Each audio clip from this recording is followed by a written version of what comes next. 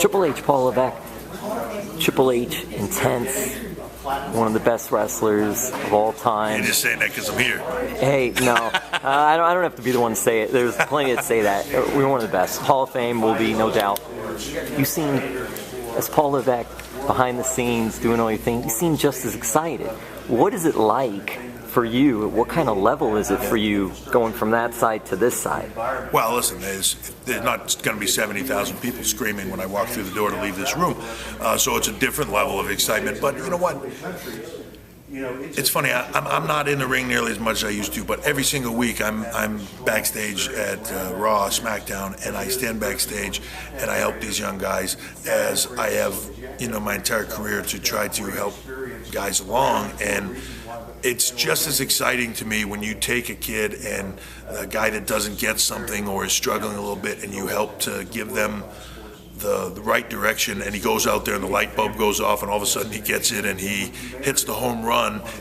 You get that same rush and that same excitement out of that as you do being in the ring, sometimes even more so. It's very rewarding. And to come here and to be able to see these guys that are at a place I was 20 years ago, 20 plus years ago, with a dream and a burning desire to succeed in a business that's very difficult to succeed in, because let's face it, a handful of guys over the globe will make it to the WWE, and even a smaller handful out of that will make it to be big stars.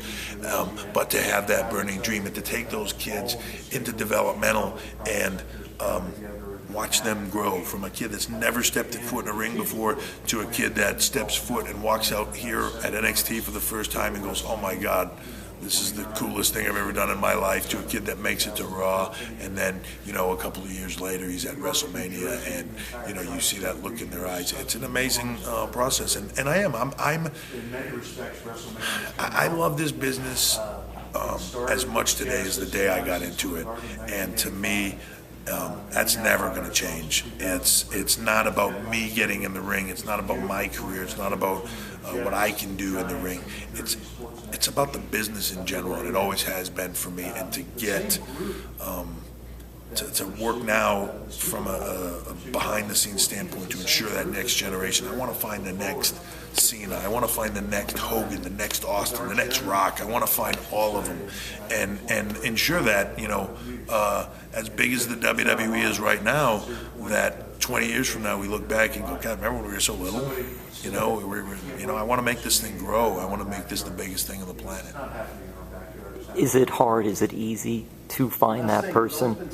You're here with a lot of these guys, and they're hungry, the men and the women that are here.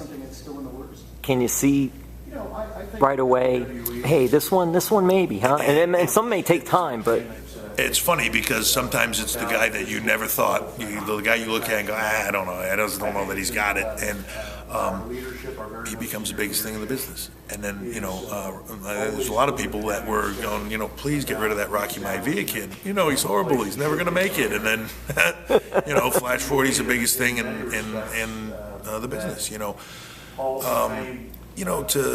It's one of the hardest things about our business is there's a subjective aspect to what we do, and at the end of the day, it's really the fans that decide who are the long-term most successful guys are, and we kind of just follow them, and it's not the one-week reaction on television or the small pocket of very local, boisterous, loud fans. It's the overall feeling of every arena you go to, every place in the world, who gets that reaction and that response. It's a lot of charisma and personality and X factor. But at the end of the day, as you're going through that process, there's just decisions that are made and creative decisions, and it's a difficult. It can become a difficult decision to make sometimes when somebody at some point has to say, not going to happen, or it is going to happen, and that's the hardest part of what we do.